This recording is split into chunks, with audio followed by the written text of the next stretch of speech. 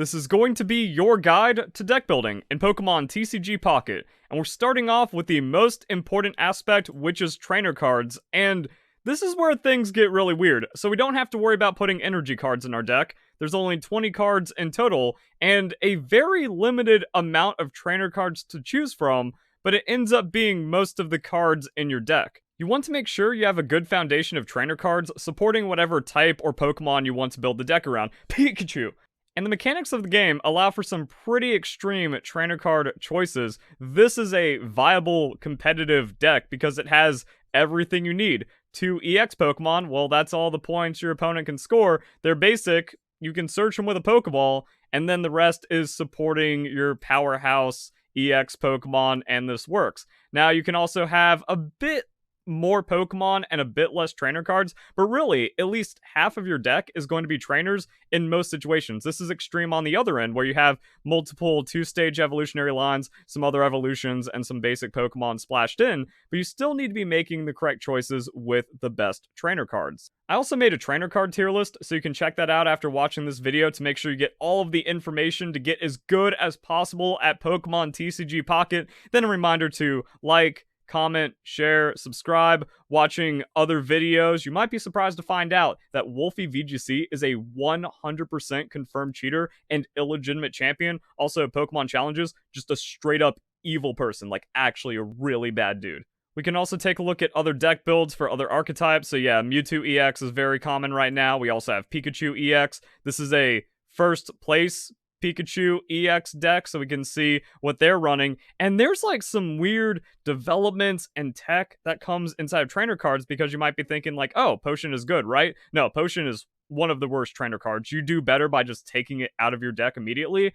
And then less and less value has been going into red cards. So depending on how many Pokemon you have in your deck, if you need to make room for your Pokemon slots, a red card might be the first to go. You can still keep one. I think one red card is pretty good, but you can also do well without any of them. And then again, like we can see, low priority is, oh, you just want Giovanni, Professor's Research, Pokeballs, and X-Speeds. Also Sabrina's.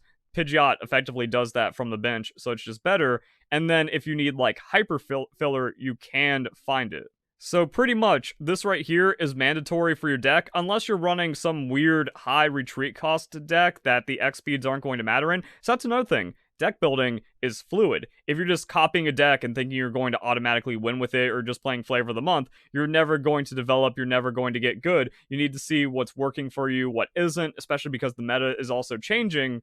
For the most part, not currently because the game is horribly unbalanced, but more cards, maybe actual balance adjustments like buffs and nerfs, and then we can have a more fluid meta, in which case you can go, oh, this isn't working, this is the new strategy, and then you can adjust the deck a little bit, but for the most part, this is going to remain core until we get a lot new trainer cards, and then it's going to be like other decisions. Like I said, I think one red card splash is actually pretty good. Maybe 2 is overkill into the hand scope, unless you have like no other Pokemon you want to run and you just need more filler trainer cards. Because the first turn scout to see if they bricked and you don't want to red card them, or they god drew and you actually really want to red card them, that could be pretty good. But you can also kind of judge based on how they're playing when you want to red card them or not. If they're not playing anything and they just keep accumulating in the hand, well, you don't want to red card until they get a lot of cards, because then they might draw most of them back. But also, if they play a Professor's Research, that means they just got 2 fresh cards, and it could be a supporter like a Sabrina, or a Misty, or a Lieutenant Surge,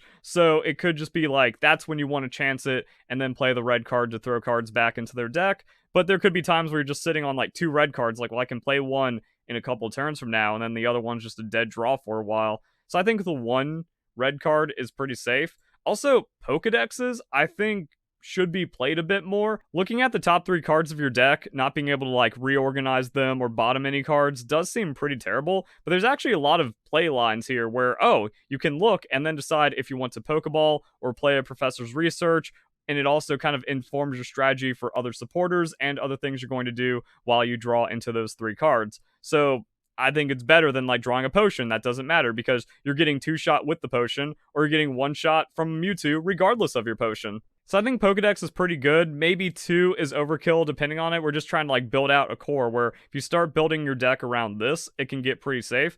And then there's fossil tech. So fossil cards in certain decks are performing really well. If you're playing a long setup to get a powerhouse EX Pokemon in, the fossils are really good at stalling, that you just throw out fossils instead of potentially your Gardevoir taking too much damage, being at risk of getting Sabrina'd and then KO'd because it took chips somewhere. Instead, you just have fossils out, and then the fossils can chump hits. They're only worth a point, so eventually Mewtwo EX comes in, gets the 2 back-to-back KOs, and then ends the game. Some other decks can make use of them as well, and if you get in a situation where the opponent has like a 1 energy attack from an evolving Pokemon that does like 30 damage, and this is in your active slot, you can just discard it.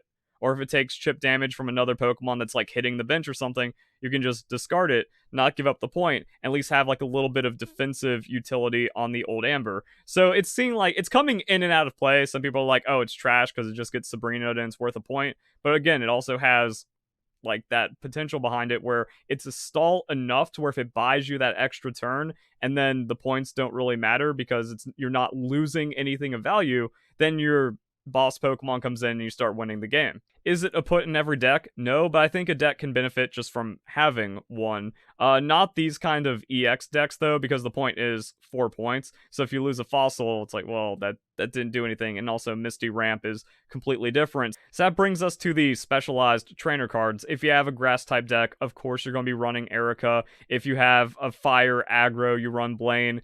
Muck Weezing is going to be Koga. So that's when you just like want 2 of those to build your deck around. And then we can also go back to the other supporters where Giovanni is also a must run card. So like you want to have Professor's Research. Actually, like Giovanni is must run on this level. This is actually your core 10 trainer cards you build around. Potion isn't good. It's bait unless you're running a heal grass type deck, or maybe Lapras EX can afford just a potion in there because you're going to be running pretty much just 2 Lapras EX and maybe 1 Articuno EX. So if you have a lot of room for trainer cards, that's where you put down the potion, but half your deck is just auto-built right here, and then that's where you can also put in a little bit of extra where it's like, okay, yeah, this is some pretty decent stuff, maybe the old Amber for stalling, but then that kind of like fills out the rest of it, and then it's like, okay, I'm going to be running Koga. Now, you don't want to be too overloaded with support cards, and I found a first place Koga deck that kind of does just that, where, okay, you take out 1 Sabrina, you take out 1 Giovanni, you're sticking around 6 supporters, which feels like the sweet spot. Maybe if you just, like, need more damage, even though the Koga deck doesn't need damage, and also just wants to keep Pokemon poisoned in the main slot, so the opponent's going to be switching out for you, so you can play into that. However, if you need to, like, snipe in the back or get that KO, Sabrina is just one of the best cards in the game, so it can be incredibly disruptive, and then you can play through it that way. And then it depends on the rest of the Pokemon you have, where it's like, yeah.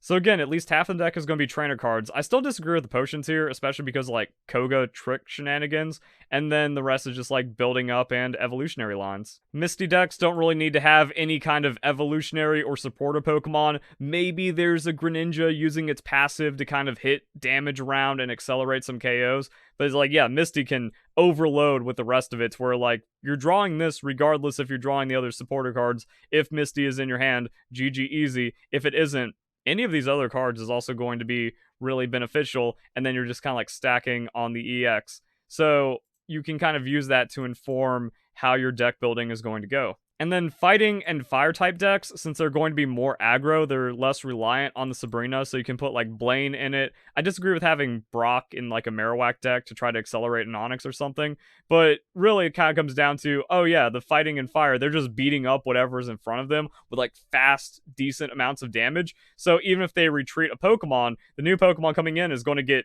2-shot anyways, and then the Pokemon that just got beat up is coming in. So you don't need Sabrina to play any tricks and like finish off a Pokemon and then let them hide back in their bench. Now, if whatever's in front of you just gets beaten down, and then this is more for like a final KO, or if they're being really protective of their EX Pokemon, and they can still build around that.